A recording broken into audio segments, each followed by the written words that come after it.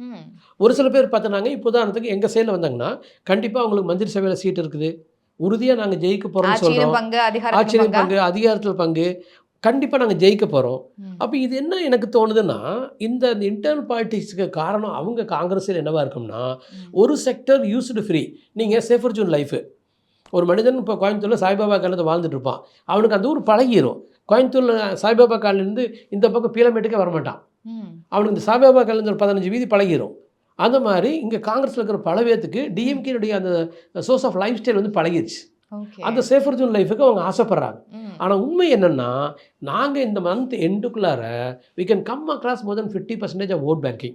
அப்ப இந்த மாரி நாங்க ஜெயிக்க போறோம்ன்னு தெரிஞ்சுச்சுன்னா, அவங்க ஆட்டோமேட்டிக்கா எங்க பக்கம் வந்துரலாம். ஓகே. அல்லது உண்மையாலுமே கர்ணன் எப்படி நம்ம இவங்களோடலாம் சேர்ந்துட்டு கௌரவனோட சேர்ந்துட்டு நான் அழிஞ்சாலும் பரவாயில்ல நட்பு தான் பெருசு அப்படின்னு அழிஞ்சு போனாரோ, அது மாரி நாங்க தோத்தா தான் ஒத்துக்குவோம்னா தோத்துட்டு வரட்டும் பின்னால பார்த்துக்கலாம். ஓகே.